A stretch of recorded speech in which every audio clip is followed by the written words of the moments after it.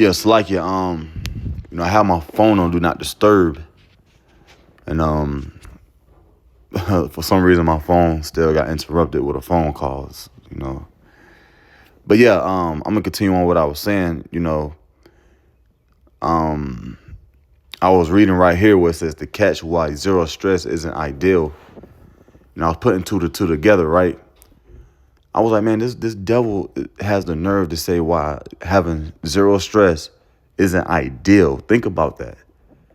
The one who's destroying the whole earth, the one who's causing all this, castrosity, order out of chaos.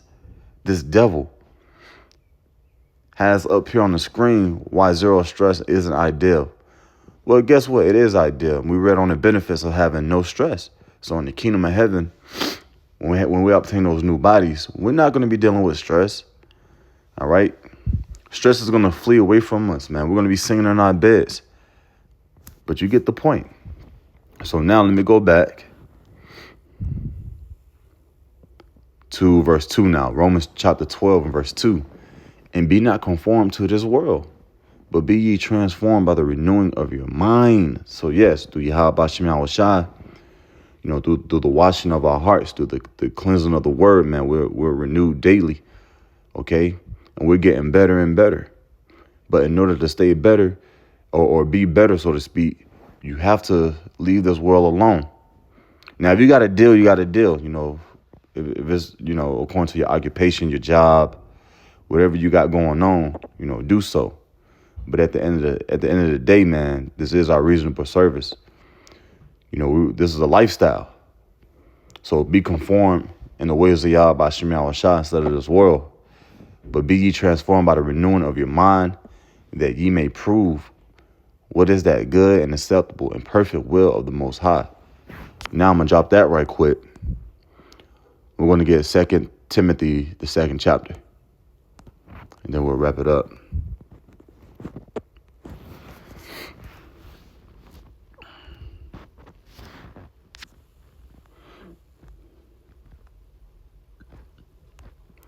This is 2 Timothy chapter 2, starting from the top. And it reads, Thou therefore, my son, be strong in the grace that is in Hamashiach Yahushua, and the things that thou hast heard of me among many witnesses, the same commit thou to faithful men. Yeah, because there's an order. And those faithful men are starting with my apostles and elders of great millstone, all the way on down, man. All right, these are great men of faith, and they stood out there, even to this day, still teaching. All right, great examples. It says, who shall be able to teach others also? Yeah, being fishers of men. Scriptures goes into, coming back and being a babe again. So you got to be retaught a lot of things about yourself. Because again, Esau, he's ruling over us. He taught us his ways, how to be a liar, how to be a thug, how to be this, that, and the third, being in the yellow spirit. But the Lord's like, nah, man, you are a servant, so on and so forth. So we're teaching it. We've been taught the ways of Yahweh Shem Yahushua. Verse 3, thou therefore endure hardness as a good soldier of Yahushua Hamashiach. Yeah, it don't say as an independent soldier to do what you want. Okay, it don't say you can give up and come back in any other season you want. No, you have to endure hardness. Okay? Let me get this word hardness.